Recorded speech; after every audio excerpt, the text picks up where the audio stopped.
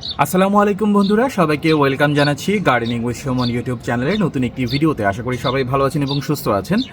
বন্ধুরা, ফেব্রুয়ারি মাস শুরু হয়ে গেছে এবং এই ফেব্রুয়ারি মাসে আপনাদের অনেকেরই লেবু গাছে অলরেডি ফুল চলে এসেছে এবং সেখান থেকে হয়তোবা ছোট ছোট ফলেও পরিণত হয়ে যাচ্ছে। আবার এমন অনেক লেবু গাছও আপনারা পাবেন যেখানে এখনও ফুল আসেনি, বাট আপনি যদি পার্টিকুলার কিছু পরিচর্যা সেই গাছের সাথে করেন তাহলে অল্প কিছুদিনের মধ্যেই আপনারা অনেক বেশি ফুল এবং ফল পাবেন। আজকের ভিডিও টপিক মূলত এটাই যে ফেব্রুয়ারি মাসে আপনারা আপনাদের লেবু গাছের সাথে কি ধরনের পরিচর্যা করবেন বা নিজেকে কি করা থেকে বিরত রাখবেন। সো চলুন কথা না বাড়িয়ে আজকের মূল ভিডিওতে চলে যাওয়া যাক। বন্ধুরা, সবার আগে আমরা কথা বলবো গাছ ছাঁটাই করা নিয়ে। এই ফেব্রুয়ারি মাসে আপনারা বিশেষ করে সিজনাল যে লেবু গাছ রয়েছে এই ধরনের কোনো লেবু গাছ ছাঁটাই করবেন না, কারণ লেবু গাছের যে নতুন গ্রোথ আসে, মানে নতুন যে ডালপালা আসে, এই ডালপালা মিনিমাম 4 মাসের পুরনো হওয়ার আগ পর্যন্ত এখানে কোনো প্রকারের ফুল আসে না। আমি যদি একটু দেখাই, এই যে এখানে আপনি দেখতে পাচ্ছেন নতুন একটি গ্রোথ এবং এই গ্রোথে কিন্তু কোনো প্রকারের ফুল নেই। আবার এই গ্রোথটা কিন্তু একটু পুরনো, পাতা দেখলেই আপনারা বুঝতে পারবেন, যদিও এর উপর দিয়ে কিছু নতুন পাতা হচ্ছে কিন্তু নিচের দিয়ে কিন্তু অলরেডি ফুল চলে এসেছে এবং সেখান থেকে ফলও তৈরি হয়ে যাচ্ছে। আপনি যদি এই মোমেন্টে এই ফেব্রুয়ারি মাসে আপনার লেবু গাছ ছাঁটাই করেন তাহলে নতুন গ্রোথ আসবে, গাছ আলহামদুলিল্লাহ অনেক সুন্দর হবে, কিন্তু সেই নতুন গ্রোথে কিন্তু আপনারা কোনো প্রকার ফুল এবং ফল পাবেন না। এই কারণে অতিরিক্ত গাছ যদি অসুস্থ না হয়, বেশি মরা ডালপালা যদি না থাকে, ক্যাঙ্কারের আক্রমণ যদি খুব বেশি না হয়, তাহলে এই সময় আপনাদের লেবু গাছ ছাঁটাই করাটা ঠিক হবে না। 12 মাসি যে লেবু গাছগুলো রয়েছে এই লেবু গাছগুলো যদি এরকম প্রয়োজন পড়ে, অসুস্থ ডালপালা রয়েছে, গাছের রোগের অবস্থা খুবই খারাপ, সেই ক্ষেত্রে আপনারা 12 মাসি লেবু গাছ এখন ছাঁটাই করে দিতে পারেন। এরপর আমরা কথা বলবো গাছের পানির ব্যবস্থাপনা নিয়ে।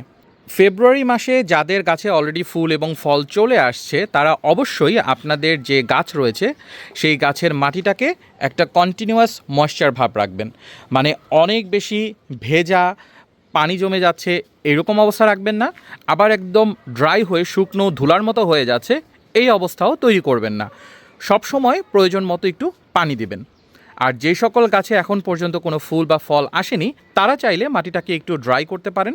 তবে যেহেতু আমরা টবে গাছ লাগাই, এই পরামর্শগুলো সবগুলো টবের গাছের জন্যই, মাটির গাছের জন্য না। মাটির গাছের জন্য আপনি যদি পানি একটু নাও দেন তাহলেও দেখা যায় লেবু গাছের শেকড় অনেক দূর পর্যন্ত ছড়ানো থাকে এবং সেখান থেকে তার প্রয়োজনীয় পানিগুলো সে নিতে পারে, কিন্তু টবের গাছে তো আসলে শেকড় দূরে যাওয়ার কোনো সুযোগ নেই। এ কারণে আমরা যদি ঠিকমতো পানি না দিই, মানে একেবারেই ড্রাই করে ফেলি, তাহলে গাছের বাঁচার জন্য যে প্রয়োজনীয় পানি দরকার সেইটুকু গাছ পাবে না, তাই অল্প পরিমাণে দিবেন। যেমন এখানে আমার যে লেবু গাছটি রয়েছে এর বয়স 5 বছর আর এটি একটি 10 গ্যালন সাইজের ফেব্রিক গ্রোয়িং ব্যাগের মধ্যে রয়েছে। যেহেতু ফেব্রিক গ্রোয়িং ব্যাগের মধ্যে রয়েছে, মাটি একটু কুল থাকে, পানি একটু লেটে শুকায়, কিন্তু পানির আবার ড্রেনেজ সিস্টেম কিন্তু খুব ভালো থাকে। তাই এখানে এরকম একটা গাছ যদি থাকে যেখানে এখনও ফুল ফল কিছুই আসেনি, আপনারা 1 থেকে 1.5 লিটার পর্যন্ত পানি দিয়ে দিবেন। আর যদি ফুল ফল চলে আসে, এরকম অলরেডি কিছু ফলও চলে আসে, সেই ক্ষেত্রে আপনারা রেগুলার ওয়েতে যেভাবে পানি দেন সেভাবেই পানি দিবেন। আর আপনার মাটিটা যদি একটু আঠালো এঁটেল মাটির মধ্যে থাকে তাহলে তার সাথে কিছু কোকোপিট মিক্স করে দিন, কিছু অর্গানিক ফার্টিলাইজার দিন, পুরানো গোবর সার অল্প পরিমাণে, কিচেন কম্পোস্ট এটাও অল্প পরিমাণে, আর ভার্মি কম্পোস্ট যদি হয় সেটা একটু বেশি পরিমাণে দিন। এতে করে মাটির ড্রেনেজ সিস্টেমটা ভালো হবে, মাটিটা বেশি সময় ময়েশ্চার থাকবে, মানে একটু হালকা ভেজাভাব থাকবে, আবার পানিগুলো দ্রুত নিষ্কাশন হয়ে যাবে, জলাবদ্ধতা তৈরি হবে না। এরপর আমরা আলোচনা করতে পারি সার নিয়ে। এই সময় আপনারা গাছে কী ধরনের সার দেবেন বা কী ধরনের সার কম দেবেন। প্রথম কথা, নাইট্রোজেনের পরিমাণ বেশি আছে এমন কোনো ধরনের সারই আপনি আপনার গাছে এখন দিবেন না, বিশেষ করে লেবু গাছে। সেই গাছে ফল থাকুক বা না থাকুক, ফুল আসুক বা না আসুক, যে অবস্থায় হোক না কেন, নাইট্রোজেন বেশি আছে এমন কোনো ফার্টিলাইজার দেওয়া যাবে না। কী কী সারের মধ্যে নাইট্রোজেন থাকে? অর্গানিক ফার্টিলাইজারের মধ্যে গোবর সার এবং কিচেন কম্পোস্ট, এগুলোতে প্রচুর পরিমাণে নাইট্রোজেন থাকে। কিচেন কম্পোস্ট বলতে তরকারি কাটাকুটা থেকে আমরা যেই কম্পোস্ট সারটা তৈরি করি পচিয়ে, সেটাকে কিচেন কম্পোস্ট বলে। সো এই সারগুলো আপনারা ব্যবহার করবেন, কিন্তু করলে অল্প পরিমাণে করবেন, খুব বেশি করবেন না, যাতে গাছ তার প্রয়োজনীয় নাইট্রোজেনটা পায় নতুন এই পাতাগুলোকে সাপোর্ট দেওয়ার জন্য, কিন্তু ফুল এবং ফলের জন্য সেটার ক্ষতির কারণ না হয়। আর সবচাইতে ভালো হয় যদি আপনারা কেঁচো সার বা ভার্মি কম্পোস্ট এই সময়ে ব্যবহার করতে পারেন। আর রাসায়নিক সার যদি হয়, রাসায়নিক সারের ক্ষেত্রে অবশ্যই আপনারা এই সময় ইউরিয়া সারটা, বিশেষ করে ছাদ বাগানের গাছের জন্য ইউরিয়া সারটা অ্যাভয়েড করবেন। মোটেও আপনারা ইউরিয়া সারটা দিবেন না। ইউরিয়া সারে শুধু নাইট্রোজেনই থাকে, আদার্স কোনো উপাদান থাকে না। এটা গাছের খুব একটা উপকার এই মুহূর্তে করবে না। এই সময় যখন গাছে ফুল এবং ফল আসে তখন প্রচুর পরিমাণে ফসফরাস এবং পটাশিয়ামের প্রয়োজনীয়তা পড়ে ফুল এবং ফলকে সাপোর্ট দেওয়ার জন্য। অর্গানিক সোর্স হিসেবে আপনারা হাড়ের গুঁড়া ইউজ করতে পারেন, শিংকুচি ইউজ করতে পারেন। রাসায়নিক সারের সোর্স হিসেবে আপনারা ডিএপি ফার্টিলাইজারটা ব্যবহার করতে পারেন এবং সাদা পটাশ, যেটাকে এসওপি বলে, সেটি ব্যবহার করতে পারেন। আমি অবশ্যই বলবো আপনারা চেষ্টা করবেন অর্গানিক ফার্টিলাইজারটাই ব্যবহার করার জন্য। আরেকটা খুব ইম্পর্টেন্ট অর্গানিক সোর্স পটাশিয়ামের জন্য, সেটা হলো কলার খোসা ভেজানো পানি বা কলার খোসার কম্পোস্ট। বাসায় কম বেশি কলা খাওয়াই হয়, সেই খোসাগুলোকে রেখে দিবেন। সেই কলার খোসাগুলোকে আপনারা পানিতে ভিজিয়ে রেখে 1 সপ্তাহ পরে সেই পানিটাও দিয়ে দিতে পারেন, অথবা কলার খোসাগুলা ছোট ছোট করে কেচি দিয়ে কেটে টুকরা করে সেগুলো মাটির মধ্যে সরাসরি দিয়ে দিতে পারেন। এতে করে প্রয়োজনীয় পটাশিয়াম গাছ পেয়ে যাবে। আরেকটা ফসফরাসের অর্গানিক খুব ইম্পর্ট্যান্ট একটা সোর্স হলো কাঠকয়লার ছাই। সম্ভব হলে কাঠকয়লার ছাই আপনারা আপনাদের গাছে দিন। কাঠকয়লার ছাই দুইটা উপকার করে, মাটিতে পোকামাকড়ের আক্রমণটাও কম হয় এবং এখানে প্রচুর পরিমাণে ফসফরাস এবং পটাশিয়াম থাকে। সো এই দুইটা সার আপনারা দিতে পারেন। আরেকটা বিষয় হলো বোরন সার। অবশ্যই আপনারা এই সময় একটু গাছে দেওয়ার চেষ্টা করবেন। 1 চা চামচ বোরন সার, যেটা ওয়াটার সলিউবল, মানে পানিতে মিক্স করা যায়, সেই সারটাকে পানির সাথে মিশিয়ে 1 লিটার পানির সাথে মিশিয়ে গাছে স্প্রে করে দিতে পারেন। অথবা মাটিতে যদি দেন তাহলে 2 চা চামচ পরিমাণ 1 লিটার পানির সাথে মিশিয়ে আপনারা মাটির মধ্যে দিয়ে দিবেন। এতে করে নতুন যে ফুলগুলো আসবে, স্ত্রী ফুলের সংখ্যা বাড়বে এবং সেখান থেকে পরাগায়নের মাধ্যমে আপনারা বেশি বেশি ফল পাবেন। সারের পরিমাপের কথা যদি বলতে চাই, এই ধরনের একটা 5 বছরের পুরানো গাছের এবং 10 গ্যালন সাইজের গ্রোয়িং ব্যাগে রয়েছে, এই ধরনের একটা গাছের জন্য আপনারা 1 কেজির একটা জৈব সার মিশ্রণ তৈরি করবেন। সেখানে 100 গ্রাম পরিমাণ হাড়ের গুঁড়া, 100 গ্রাম শিনকুচি এবং 700 গ্রামের মতন অর্গানিক ফার্টিলাইজার, ভার্মি কম্পোস্ট হলে সবচাইতে ভালো, এবং আদার্সগুলো মিলিয়ে মোটামুটি 1 কেজির মতন একটা মিশ্র সার তৈরি করে সেটা আপনারা আপনাদের গাছে দিয়ে দেবেন। যারা শুধুমাত্র রাসায়নিক সার দিতে চাচ্ছেন তারা 20 গ্রাম পরিমাণের ডিএপি ফার্টিলাইজার এইরকম একটা গাছের জন্য ব্যবহার করবেন। গাছের বয়স অল্প হলে, পাত্র ছোট হলে 10 গ্রাম পরিমাণে ব্যবহার করবেন।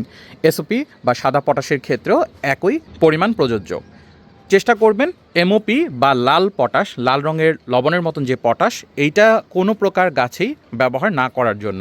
সাদা পটাশটা ব্যবহার করলে আপনার গাছের পিএইচ লেভেলটাও ব্যালেন্স থাকে এবং গাছটাও অনেক হেলদি থাকে এবং মাটিতে এর ক্ষতিকারক প্রভাবটা কম হয়। যেহেতু রাসায়নিক সার, যে কোনো রাসায়নিক সারে কম বেশি মাটিতে ক্ষতি করে, কিন্তু এই এসওপিটা তুলনামূলক একটু এমওপির চাইতে কম ক্ষতি করে। এবং এই সময় অনুখাদ্যের একটা প্রয়োজন পড়ে। অনুখাদ্যের অর্গানিক সোর্স হিসেবে আপনারা হিউমিক ফার্টিলাইজার অথবা সিউইড এক্সট্রাক্ট, দুইটার যে কোনো একটা বা দুইটা একসাথেই পাওয়া যায়, এরকম কিছু 2-1টা ব্র্যান্ড রয়েছে বাংলাদেশে, সেই সারগুলো আপনারা ব্যবহার করতে পারেন। এতে করে গাছের যে প্রয়োজনীয় অনুখাদ্যগুলো রয়েছে আলাদা করে আর কিছু দেওয়ার প্রয়োজন পড়বে না। একটা কাজ আপনারা করতে পারেন, ফুল হয়তো আপনার অনেক আসবে, কিন্তু সেখান থেকে যে ফল অনেক বেশি পাবেন এর কিন্তু কোনো গ্যারান্টি নেই। এইটি মেকশিওর করার জন্য আপনারা আপনাদের লেবু গাছ, বিশেষ করে লেবু গাছ এবং আম গাছ, এই ফেব্রুয়ারি মাসে এদের আশেপাশে এইরকম ছোট রঙিন ফুলের চারা রেখে দিতে পারেন। ছোট টব বা পলি ব্যাগের মধ্যেও আপনারা রাখতে পারেন। এতে করে যা হবে, উপকারী যে পোকাগুলো রয়েছে যেমন মৌমাছি বা আদার্স পোকা, এগুলো আসবে। এগুলোই তো মূলত আমাদের পরাগায়নে হেল্প করে। আপনার ফুল থেকে ফলে পরিণত হওয়ার পসিবিলিটিটা অনেক বেড়ে যাবে। অবশ্যই এই রঙিন ফুলের গাছগুলোকে লেবু গাছ বা আম গাছের আশেপাশেই রাখবেন। এরপর কথা বলা যাক রোগবালাই এবং পোকামাকড় নিয়ে। এই সময় যখন ফুল এবং ফল আসে তখন গাছ অনেক সেন্সিটিভ থাকে এবং সহজেই পোকামাকড়ের আক্রমণের মধ্যে হয়। বিশেষ করে নতুন যে গ্রোথগুলো হয় ফুল এবং পাতা, এখানে কিন্তু প্রচুর পোকার আক্রমণ হয়। আমি জানি না আপনারা দেখতে পাচ্ছেন কিনা, এই যে এখানে পোকার আক্রমণ হয়েছে। যদি আপনার গাছে এরকম পোকার আক্রমণ হয় এবং সেটা যদি অল্প পরিমাণে হয়, প্রথম অবস্থায় আপনারা যেটি করতে পারেন, Vim liquid, hand wash, detergent, এই ধরনের কোনো একটা আইটেম 1 লিটার পানির সাথে 2 চাপ পরিমাণ মিক্স করে অনেক জোরে পানির ফোর্স দিয়ে গাছটাকে ধুয়ে দিবেন। প্রতিদিনই সম্ভব হলে এই কাজটা করবেন। এতে করে গাছের কোনো সাইড ইফেক্ট হয় না। কিন্তু একটা বিষয় অবশ্যই লক্ষ্য রাখবেন, যদি আপনার ফুলগুলো এরকম হয় তাহলে কোনো সমস্যা নেই, কিন্তু ফুলগুলো যদি অলরেডি ফুটে যায় তাহলে এই কাজটা করা যাবে না। মানে গাছে এই মুহূর্তে কোনো কিছু স্প্রে করা যাবে না রোগাক্রান্ত হওয়ার পরেও, যদি অল্প পরিমাণে রোগাক্রান্ত হয়। কিন্তু গাছের অবস্থা যদি এমন হয় অনেক বেশি রোগাক্রান্ত, অনেক বেশি পোকার আক্রমণ হয়েছে, সেই ক্ষেত্রে তা আসলে গাছ এমনিতেও সার্ভাইভ করবে না, আপনার এই ফুল ফলগুলোও হবে না। এই ক্ষেত্রে আপনাদের ওই সাবান পানি দিয়েও কাজ হবে না। আপনারা অবশ্যই নিম অয়েলের একটি মিশ্রণ স্প্রে করবেন। 10 ml পরিমাণে নিম অয়েল নিয়ে 1 লিটার পানির সাথে মিক্স করবেন এবং অবশ্যই নিম অয়েলের মিশ্রণ তৈরি করার সময় তার সাথে কিছু সাবান বা হ্যান্ড ওয়াশ বা ভিম লিকুইড এগুলোও একটু দিয়ে দিবেন। যেহেতু নিম অয়েল একটি তেল জাতীয় জিনিস, এটা পানির সাথে খুব ভালোভাবে মেশে না। এই সাবান জাতীয় কোনো কিছু একটা দিলে, শ্যাম্পুও চাইলে ব্যবহার করতে পারেন, পানির সাথে এটা খুব ভালোভাবে মেশে এবং সম পরিমাণে গাছের মধ্যে এটি স্প্রে হতে পারবে। না হলে দেখা যাবে যে তেলগুলো উপরের অংশে ভেসে থাকবে, আপনি নিজ দিয়ে তো স্প্রে করছেন, নিচের পানিগুলি তো আগে আসবে, সেখানে আসলে নিম অয়েল কিছু থাকবে না এবং গাছের জন্য খুব একটা উপকার হবে না। এতে করে আপনার যে নতুন কচি পাতাগুলো রয়েছে এগুলো একটু জ্বলে যাওয়ার সম্ভাবনা থাকে, এই জন্য পরিমাণে একটু অল্প দেওয়ার চেষ্টা করবেন। যদি 10 ml না হয় আরেকটু কমিয়ে দিতে পারলে বেশি ভালো হয়। 2-3 দিন পরপরই এটা স্প্রে করবেন। এতেও যদি কাজ না হয় তাহলে আপনারা রিভা যেই কীটনাশকটি রয়েছে আমি আপনাদেরকে এখন দেখিয়ে দিচ্ছি। এইরকম সবুজ রঙের একটা বোতলের মধ্যে আসে, এটা নাম হলো রিভা, এটি ব্যবহার করবেন। এটি 2 ml পরিমাণে 1 লিটার পানির সাথে মিশিয়ে গাছে স্প্রে করে দিবেন। অন্য কীটনাশক কেন না, যেমন টাফগড় বা আদার্স যেগুলো রয়েছে এগুলো অনেক পাওয়ারফুল একটা কীটনাশক, খুব দ্রুত কাজ করে, আবার এদের কার্যকারিতাও খুব দ্রুত শেষ হয়ে যায়। আর এই রিভার কীটনাশকটা যেটি করে, এটি একটু আঠালো জাতীয়, পাতার উপর একটা লেয়ার তৈরি করে, পোকা তো মারবেই এবং পরবর্তীতে পোকা আসবে না এই বিষয়টাও এনশিওর করবে। এই কারণে এই রিভারটা আপনারা ব্যবহার করার ট্রাই করবেন। এগুলো স্প্রে করলে এরকম যদি ফ্লাওয়ারিং অবস্থায় স্প্রে করেন অবশ্যই আপনার ফ্লাওয়ারগুলো নষ্ট হয়ে যাবে, কিন্তু নষ্ট হয়ে গেলেও দেখবেন যে 15 দিন 1 মাসের মধ্যে আবার নতুন করে ফ্লাওয়ার আসছে। সো গাছ যদি হেলদি থাকে আপনার ফুল নষ্ট হয়ে গেলেও নতুন করে ফুল আসবে, কিন্তু গাছ যদি মরে যায় তাহলে আসলে ফুল রেখেও তো কোনো একটা লাভ হবে না। আর যদি এই মুহূর্তে আমার কাছে কোনো ক্যাঙ্কারের আক্রমণ নেই, আমার সব পাতাগুলো ফ্রেশ রয়েছে, ক্যাঙ্কারটা আসলে কী, কেন হয়, এটা নিয়ে ডিটেলসে আমার চ্যানেলে একটি ভিডিও তৈরি করা আছে। যদি ক্যাঙ্কারের আক্রমণ আপনার গাছে থাকে, অল্প পরিমাণে থাকলে কিছু করার দরকার নেই এই মুহূর্তে। ক্যাঙ্কারটা আসলে এই ফুল এবং ফলের জন্য খুব একটা ক্ষতির কারণ না। বেশি পরিমাণে যদি হয়, প্রথম কথা হলো ক্যাঙ্কারের ডালগুলোকে কেটে ফেলে দিতে হবে, পাতাগুলোকে হাত দিয়ে ছিঁড়ে ফেলে দিতে হবে এবং কপার অক্সিক্লোরাইড নামের একটি ছত্রাকনাশক রয়েছে, এইটি গাছে স্প্রে করে দিতে হবে। অবশ্যই একই কথা, এরকম ফুল ফুটছে এই অবস্থায় স্প্রে করা যাবে না। এই কপার অক্সিক্লোরাইড 2 থেকে 3 বার 3-4 দিন পর পর গ্যাপ দিয়ে যদি আপনারা স্প্রে করেন এই ক্যাঙ্কারের সমস্যাটা সলভ হয়ে যাবে। মানে ক্যাঙ্কার যদিও ভালো হবে না, যে পাতাগুলো বা ডালগুলো ক্ষতিগ্রস্ত হয়েছে সেগুলোর কিছু হবে না, কিন্তু নতুন করে এইখানে আর কোনো ক্যাঙ্কারের আক্রমণও হবে না, মানে ক্যাঙ্কারটা ছড়াবে না। এরপর লেবু গাছ কোথায় থাকবে সেটা নিয়ে ইম্পর্টেন্ট তথ্য। লেবু গাছে যখন ফুল এবং ফল আসা শুরু করে তখন প্রচুর পরিমাণে সানলাইটের প্রয়োজন পড়ে, মিনিমাম 6 থেকে 8 ঘন্টা ডিরেক্ট সানলাইট। যেমন আমার এই গাছটি যেখানে রয়েছে এখানে কিন্তু 8 ঘন্টার অধিক সময় সরাসরি সানলাইট পড়ে। এমন একটা জায়গায় গাছকে রাখবেন যেখানে মিনিমাম 6 ঘন্টা ডিরেক্ট সানলাইট পায়, অন্য কোনো গাছের ছায়া যাতে এর উপরে না পড়ে, এবং নিচের সাইডটা বিশেষ করে একটু ক্লিয়ার রাখবেন, বিশেষ করে মাটির অংশটা, যাতে এইখানে কোনো জঙ্গলের মতন পরিস্থিতি তৈরি না হয়। এবং চেষ্টা করবেন গাছ যদি একটু বড় হয় নিচ থেকে 2 থেকে 2.5 ফিট পর্যন্ত একদম ক্লিন রাখতে। এইখানে কোনো প্রকার ডাল, মরা ডাল বা জীবিত নতুন পাতা কোনো কিছুই এখানে রাখবেন না। এটা গাছের মাটিটাকে হেলদি রাখতে হেল্প করে। যদি এখানে একটা জঙ্গলের মতন পরিস্থিতি তৈরি হয় তাহলে কিন্তু মাটিটা খুব একটা হেলদি থাকবে না, এখানে ফাঙ্গাস পোকামাকড়ের আক্রমণ হবে, এই বিষয়টা আপনারা লক্ষ্য রাখবেন। পর অনেকেই আপনারা কোশ্চেন করেন যে লেবু গাছে কোনো প্রকারের হরমোন বা পিজিআর হরমোন স্প্রে করার প্রয়োজন আছে কিনা। আপনারা যদি গাছের পানির ব্যবস্থাপনা ঠিক রাখেন, সারের ব্যবস্থাপনা ঠিক রাখেন, গাছ এনাফ পরিমাণে সানলাইট পায়, তাহলে আসলে তেমন কোনো পিজিআর হরমোন না দেওয়াই ভালো। পিজিআর হরমোনগুলো আসলে কি করে, আপনার গাছের যে রেগুলার গ্রোথ রয়েছে সেটাকে অনেক অংশে বাড়িয়ে দেয় এবং এতে করে গাছও কিন্তু অনেক সময় স্ট্রেস আউট হয়ে যায়। পিজিআর হরমোন ইউজ করলে প্রথম 2-1 বছর আপনারা খুব ভালো ফলন পাবেন, কিন্তু আস্তে আস্তে কিন্তু এই গাছের থেকে আপনার ফুল এবং ফল পাওয়ার পরিমাণটা আস্তে আস্তে কমে আসবে। তাই আমি বলবো পিজিআর হরমোন স্প্রে করার প্রয়োজন নেই। তারপরেও যদি আপনারা চান ফুলের সংখ্যা বাড়ানোর জন্য ফ্লোরা নামে একটি পিজিআর হরমোন পাওয়া যায়, এটি ব্যবহার করতে পারেন। এছাড়াও লিটোসিন নামে একটি পিজিআর হরমোন পাওয়া যায় এবং অর্গানিক একটি পিজিআর পাওয়া যায় যার নাম হলো মিরাকুলান। যদিও মিরাকুলান অর্গানিক কিছু অংশে, পুরোপুরি না, যদিও এটি অর্গানিকের উপাদান রয়েছে, তারপরেও আমি বলবো যে এটি গাছে স্প্রে না করাই ভালো। আর আপনারা যদি হিউমিক সারটা গাছে ব্যবহার করেন, হিউমিক সারেও কিন্তু গাছের প্রয়োজনীয় PGR hormone, growth regulator hormone এবং অনেক ধরনের এনজাইম থাকে এবং এটি আপনার মাটিটাকে কন্ডিশনিং করতে হেল্প করে, ভালো করতে হেল্প করে। এইটি ব্যবহার করলে এমনিতেও আপনার পিজিআর ব্যবহার করার কোনো প্রয়োজন নেই।